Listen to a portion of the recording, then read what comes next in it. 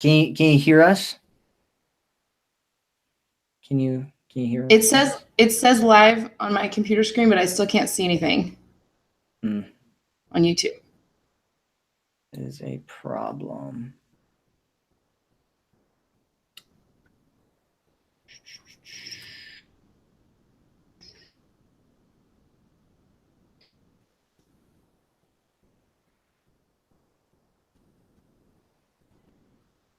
Okay.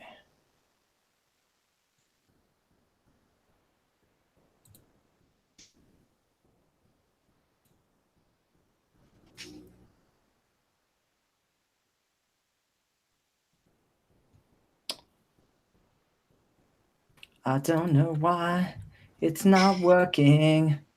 Oh, they said that they can hear. We can really? hear, but no video. Well, let's see. Let us see.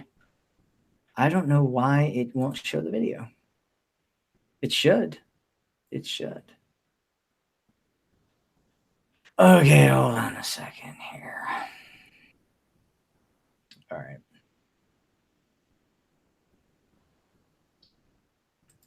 Hold on. Let me start all over. Okay.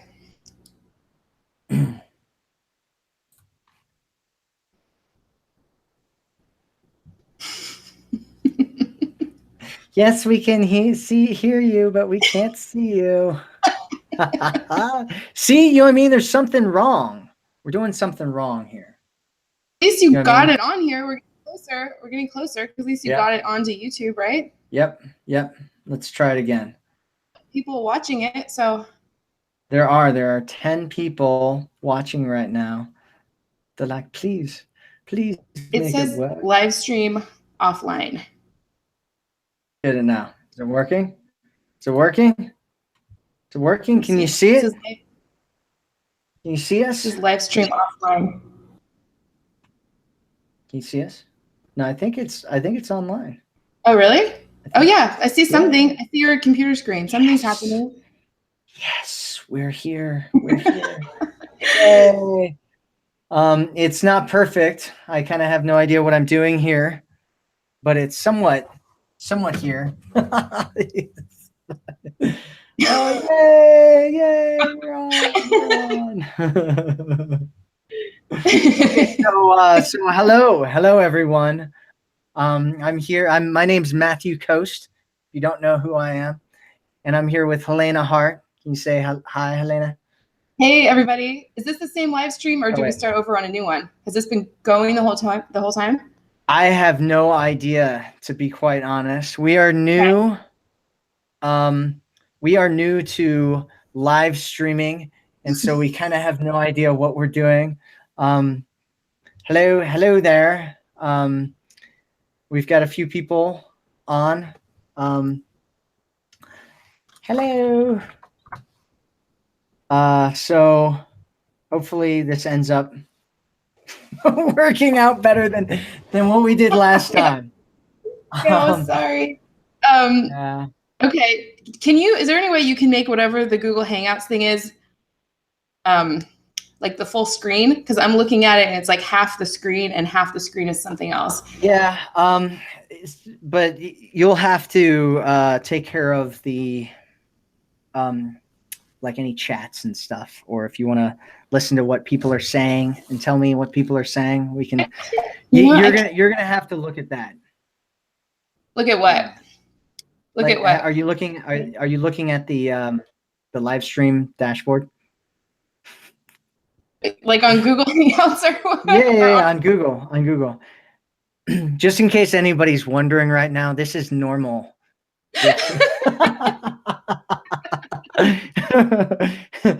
Helena and I experienced this a lot, where I'm like, okay, what is it that you're seeing over there? What is it that you're doing?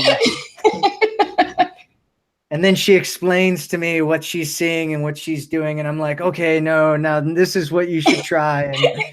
And kind of goes back and forth there. I see a little chat box with there's 4. Do you see that, or is that something that's just I can't. So right now, if I change it from this screen right here, like from this screen, it's going to be cut off back to what we were looking at before, right? Because I haven't been able to figure out how to get the program to just look at this screen for some reason. So it's capturing my entire screen. So if I pull this down and look at the chats, then it's gonna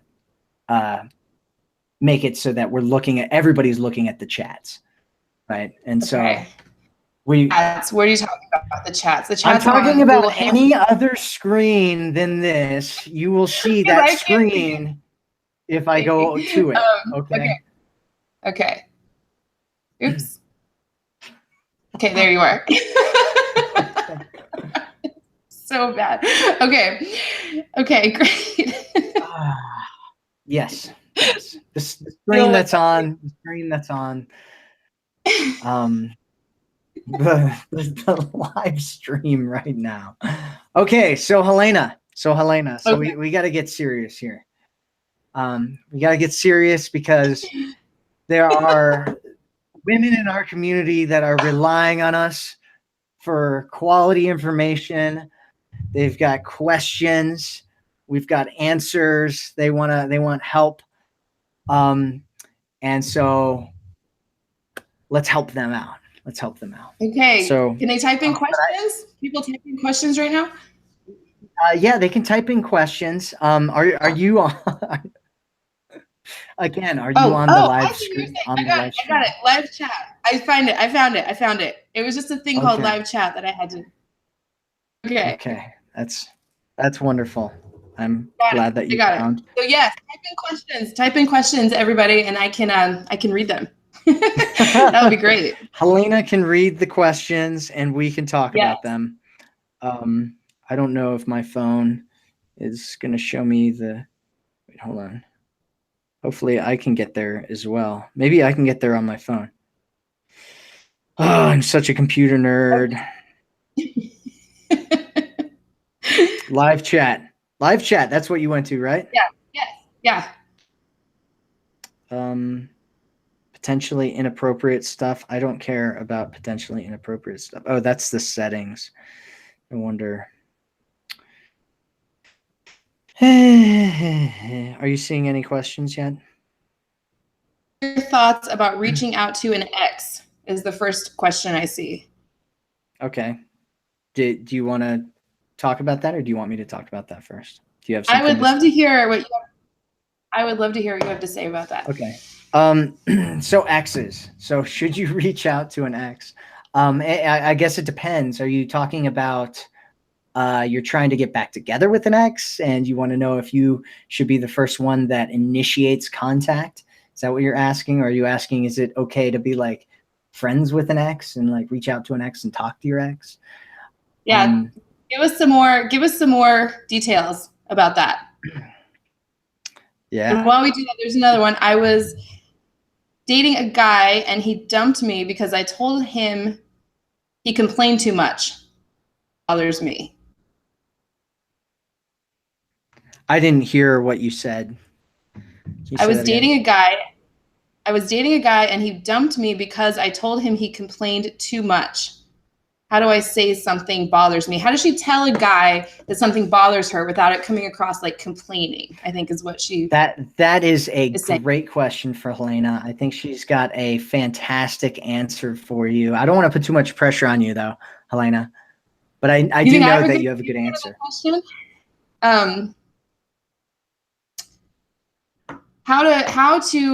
So about that, I was dating a guy. He dumped me because I told him he complained too much. How do I say something bothers me? Yeah, basically what she's asking is how does she tell a guy something about how she feels, right? Without putting him off, and making him, I don't know. Yeah. So, I always say if you can express how something feels to you if you can do it without even referring to his behavior at all. So there's a difference between telling a guy he complains too much and saying, I feel triggered when I hear a lot of complaining. It doesn't feel good to be around complains, or it doesn't feel good to talk about negativity, rather than telling a guy you complain too much. For anything, if you can keep it about yourself and your own feelings, that's going to, I think. Matt, what do you think? Yeah, I mean, if you tell a guy that he complains too much, and I'm just gonna throw this out there, if you're like, yeah, you really kind of complain a lot, and you tell a guy that, he's not going to dump you for that, right? That's not why a guy would dump somebody.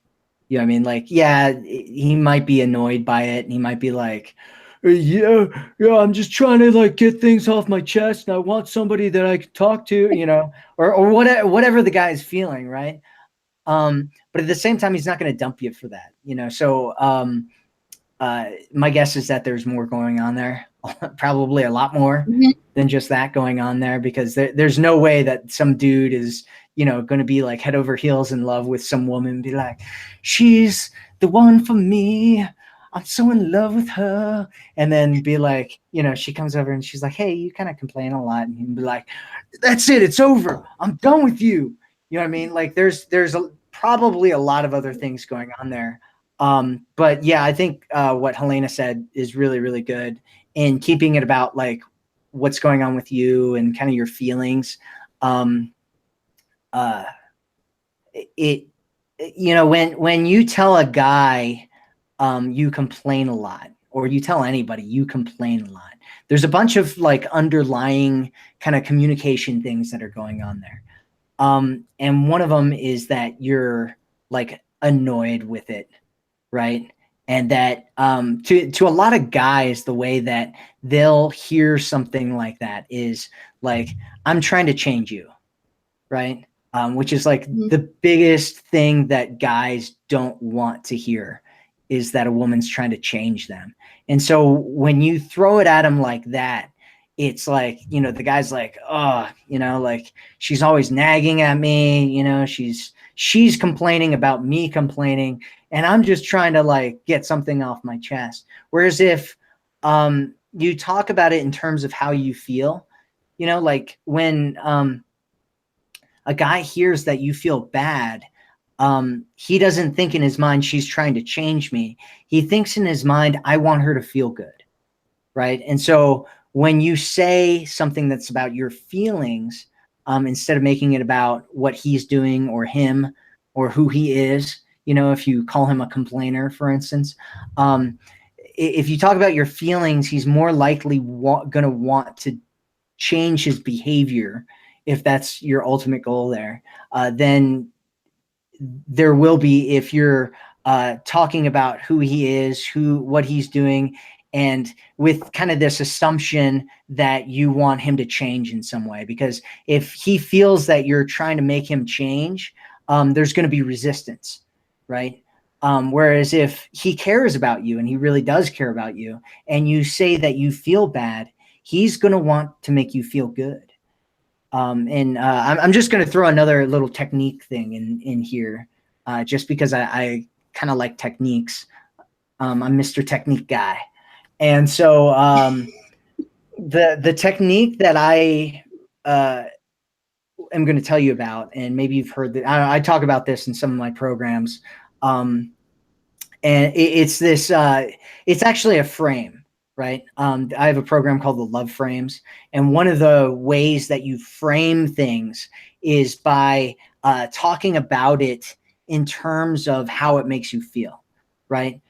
So if you like something, right, which is a better way to talk about things, is in terms of liking things. You can also talk about things in terms of not liking things, but like if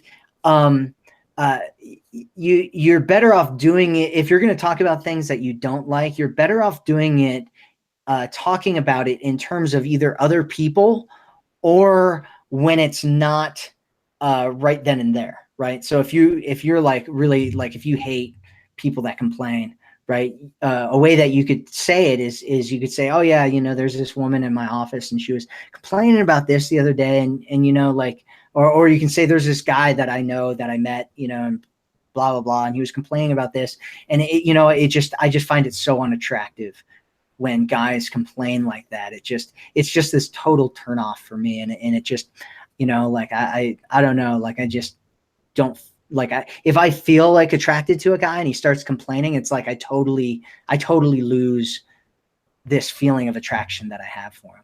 Right. And when you do that, it's kind of like this sneaky little way of like telling somebody, letting them know that you don't like it. And when you say it about that, like somebody else or some other situation, and a guy hears that, he's going to be like, oh, well, I don't want to make her feel less attracted to me. And it's the same way with the other thing. Like if you like things that guys do, you can talk about it in terms of being attractive or unattractive. Like, like, oh, I just love it so much when a guy, puts his arm around me and, like pulls me in close and like, it just makes me feel so girly, and it makes me feel like I'm just being protected. And like anytime you like or dislike something, you can put it in terms of attractive or unattractive. Man, I totally went off on a tangent there, didn't I? No, that was really good. I totally agree that there's something else going on. It's not like there's something else going on in the dynamic to I would just break up with someone if things were perfect and going really well over something like that. But I was trying to think of this thing you told me once, and I can't remember, something about like that but it was like about appreciation or gratitude or something like that, like how to frame it to it's the same. It's very, very similar. It's very, very, very similar. You can do that with appreciation, like in the exact same way. Like it can be really, really powerful. Just I mean in any way, actually saying like, oh, thank you for this, or like, like I really love it when that, or anything positive, anything negative. When you're framing in those sorts of ways, it can be really, really powerful. Not even just in your romantic relationship but with anybody. So I hope we kind of answered that question. Did we answer that question? Yeah, I think so. Okay, so the one with the ex, she wrote in some more stuff. She said, I haven't spoke to my ex in 5 months. He refused to talk to me. There was no cheating, just a stupid text argument. Our first fallout. We were together 5 months. Can she reach out to him? All right, do you want me to answer that, Helena? Is that what you're doing? You're waiting for me to answer? You want to hear what I think? Yeah, sure. What do you think? I feel like I'm doing all the talking all the time. You can reach out to him, but as long as you don't have this agenda, I personally think the whole closure thing is a little bit overrated. Some people might disagree with me on that, but if he isn't talking to you and he hasn't talked to you, that's kind of it's all the information you need right there, in my opinion. I don't know the details of the situation, but sure, if you want to reach out, you can reach out, but I wouldn't do it with any sort of agenda or expectation. And if you're going to be completely devastated if you don't hear back from him, then I wouldn't do it. What do you think? Yeah, so I kind of want to talk about why somebody, like the situations when it would be good to like talk to your ex, or try to get back together with your ex, or try to create some type of, even if it's a platonic relationship with your ex, like breakups are really painful. I get it. I think everybody's gone through a breakup where they've been broken up with before in their life, and it can be really, really a painful thing. And I think the question really is, should you talk to your ex again? And so it kind of depends. Like, yeah, you can reach out to him, sure. Have you done some work on yourself in the last 5 months? Have you healed over the breakup? Have you when two people break up with each other, right? They've done some studies on this, and when you are in a relationship, it's almost like you kind of form this bond where two people become one.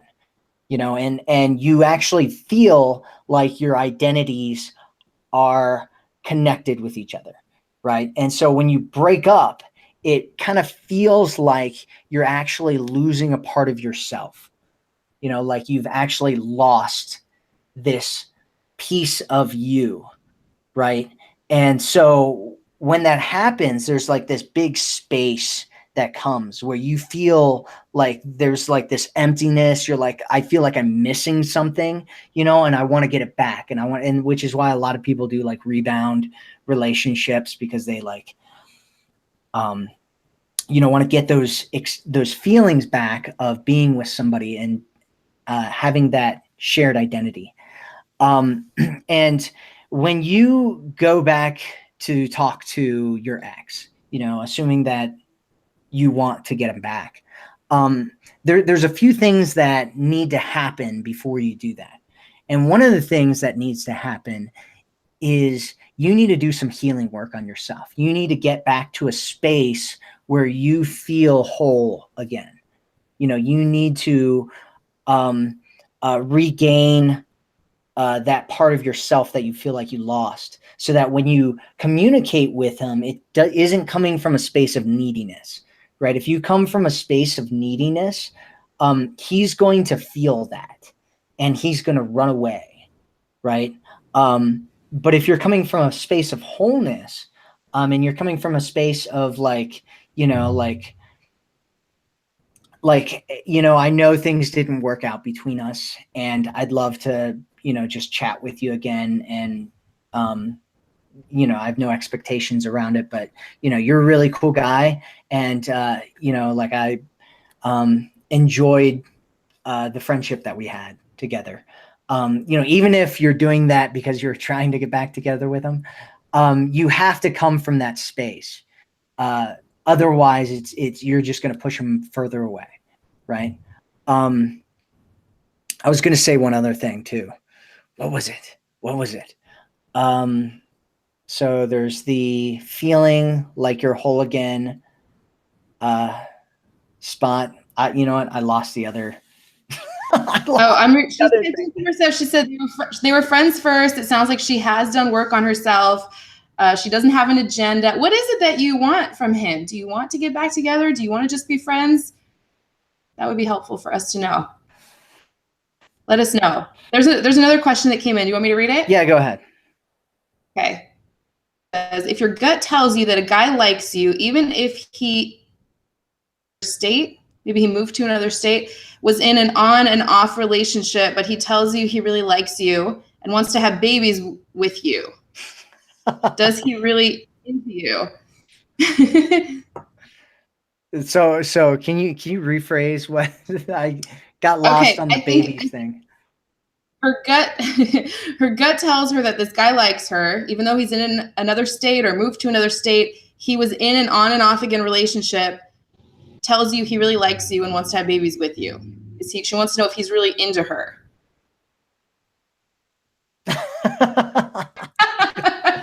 So there's a guy and you think that he's into you, and he lives in another state, and he told you that he wants to have babies with you. But he was in an on and off again relationship. It sounds like with her or with somebody else. Type in some more and let us know if we're summarizing this. Yeah, you know, one thing I want to say about that is,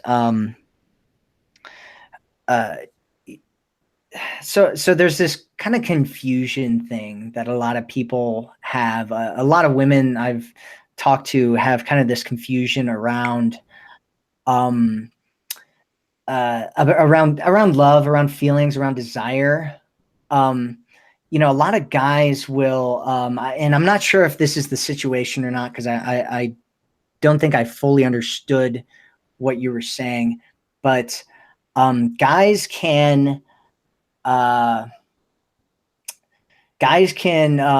you know, be into or date, or, you know, even be in love with more than one person at a time. And, you know, if a guy is into you, he might be into somebody else. If, you know, you're talking about, is he specifically into you? He said he wants to have babies with you, but he's like in another relationship on and off. Like, I mean, so they were together 7 months and he moved to another state. Oh, they were together for 7 months and he moved to another state. Why did he move to another state? Like, what's going on? I feel like we're missing a lot of background information here, trying to talk about. Yeah, it's hard. It's hard. I know it's hard without the background. I mean, I would say he can. I mean, a lot of guys talk a big game, but if he's in another state and is he making moves to come see you? Is he trying to spend time with you? If he's not, I don't know. Someone else said, I'm trying to keep track of all of these. Back up. What if I get the feeling a guy likes me, but he's not speaking up?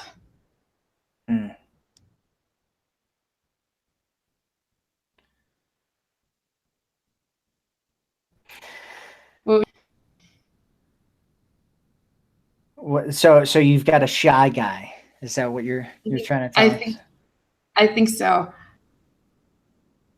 So she's got a shy guy who likes her probably, but isn't speaking up. So there's I always go back to these studies. I love studies.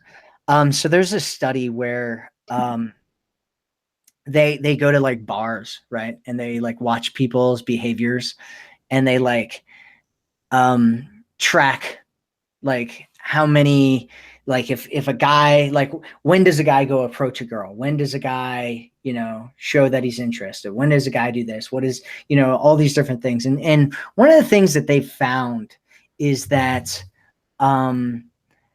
guys, and especially in this day and age, you have to realize like right now, with all the crazy stuff going on in the news, all the sexual harassment stuff, all the, all this stuff where there's a lot of people that are like, I don't know, attacking men for like even approaching women or showing interest in women, especially in like work environments. There's a lot of hesitation right now with a lot of men to do anything at all, to make any moves, to move forward at all. And, going back to this study, one of the things that they found is that most guys, like, it's funny talking to women who are like, yeah, if a guy's a real man, he'll just like come over and like approach me and like be a man, and take me in his arms. And, it's like, no, no, not at all. I mean, and it doesn't even necessarily matter with confidence. There's so many different factors there. And the biggest factor as to whether a guy will pursue a woman is whether he thinks that she's interested too or not, right? If a guy looks at you and he's like, man, she's so hot, I want to go and talk to her and, start a conversation and, whatever. If he thinks that he's going to go over and say something to her and she's going to be like, I'm rejecting you. You know what I mean? Like, he's probably not going to do it. There's like, unless he's like really, really aggressive dude, he's probably not going to say anything to you. And so guys are constantly looking for little cues, right? And if he is actually interested in you and you want him to kind of I don't know what this situation is, if it's at work or what. My guess would be it would either be some kind of friends group or work if you're talking about a guy that you think that likes you, but he's not approaching you or he's not saying anything about it. And so there's kind of this like, if you don't open kind of the door, he's not going to walk through type of thing, especially if he's shy or introverted. And so, the best thing that you could do is give him some signals, and let him know, or give him something, maybe you don't even necessarily need to like, let him know completely, but he needs to know, he needs to think at least that it's going to go well. Guys like to win. right? And if he feels like he's going to win, which, for instance, one of the things that guys will do a lot with girls on a first date is they'll like start talking about things that they like or things that they are planning on doing in the future that they want her to go and do with them, but they won't mention that, right? They'll be like, oh yeah, I really like this concert. There's this one concert coming up, or like, yeah, I, go and hike every Saturday and it's so much fun. The area I go and is so beautiful, and what they're doing is they're trying to gauge a woman's interest, right? Like, is she interested in it too? If I asked her to come with me, would she say yes or no? Right. And if he feels like she's going to say yes, there's a much, much, much higher chance that he might actually ask. And if he doesn't know or feels like she might say no, then there's a much, much, much less likely chance that he'll say anything at all. And so, yeah, there's some, there's a lot of timid behavior going on right now in men. There's a lot of feminine men out there. I'm not saying that this guy is one of them, but our society and our culture is in a very strange place right now. And, guys are looking for signals. Guys are looking for like green lights that say, yes, I can do this. And I'm not going to be, fired from my job. I'm not going to, have a glass thrown on, glass drink of some sort thrown on me. I'm not going to, have something really bad happen, look a total embarrassment to all of my friends. And so they're looking for signals, and if they don't see them, they might be interested, but they might not take it any further. And so, depending on the guy, depends on how many signals he might need, or how much of a green light he might need to see. So it just kind of depends on him. And I don't know. Do you have anything else to say to that, Helena? I'm talking great. a lot.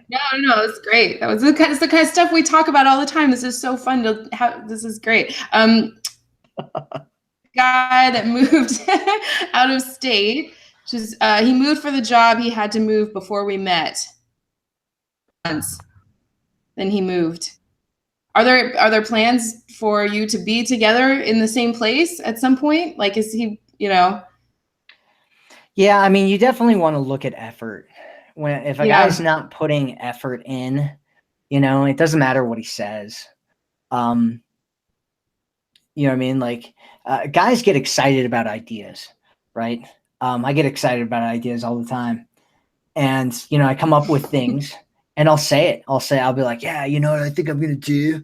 I'm going to go do this. I'm going to do that, but it's like, what do I actually do? And what I actually do shows you my priorities, right? And so if I'm super interested in someone, and I don't make it a priority to create an environment or situation,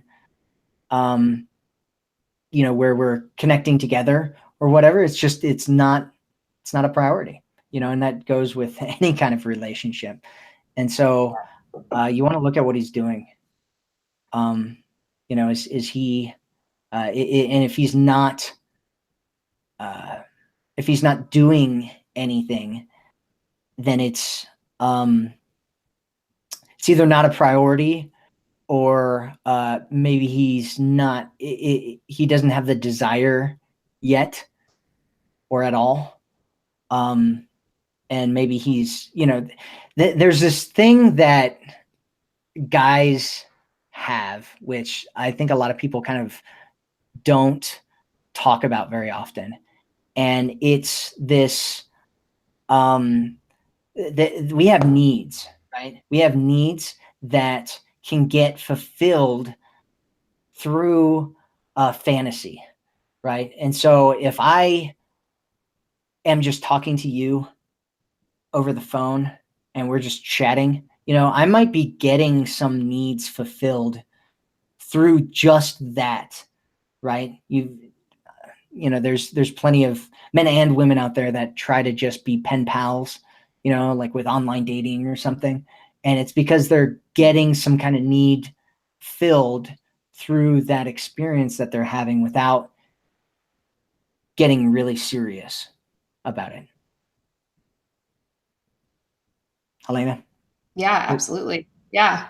I know there are couples who are married and live in different countries, and the problems happen when they come back together because of some kind of like, he might be saying all of this stuff because of the distance. It might be easier for him to open up and say he wants to have babies with you and everything because there's maybe no risk of it actually working out. We don't know. Somebody else asked, how can I look for actions more than words in a long distance relationship? Same person. How can I look for actions more than words in a long distance relationship? I would just do it. Don't invest in him based on what he's saying unless he's showing you with his actions that he wants to follow through and move things forward. What do you think? Yeah, I mean, it's with a long distance relationship, you're looking at like, you know, you need to come together. You know, I mean, there needs to be this time when you guys are meeting up with each other. You know, it pretty much, it's a necessity, right, for the relationship to continue and for the bond to stay strong, is that you guys need to get together like once a month or something, at the least. You know, I haven't seen relationships last long distance that don't get together at least once. I mean, there are like, you know, some military relationships that I've seen have worked out, but I've seen a lot of them that haven't worked out because of the lack of closeness, you know, and one person gets lonely and things happen. Long distance is hard. Long distance is hard. So Yeah, what else? I would. Yeah, I think that's the last one. Oh, let's see. You're welcome. This is Yeah. fun. We should do So this more. yeah. So how long have we been on here? I don't know. All right, I think we're gonna stop this for right now. Yeah. Thanks everybody for your questions. If this is your first time to our channel, make sure that you hit the subscribe button to get more videos and stuff on how to have the relationship you want. And if you want to have your questions answered, we have go sign up for Feminine Enchantment. Helena answers questions every week on Feminine Enchantment. There'll be a link underneath this video, and or you can go to feminineenchantment.com. Anyway, that's it. Thanks everybody for being here, and thank you, Helena, for being awesome. And we will chat with everybody again soon. Talk to you soon. Okay. Bye, everybody.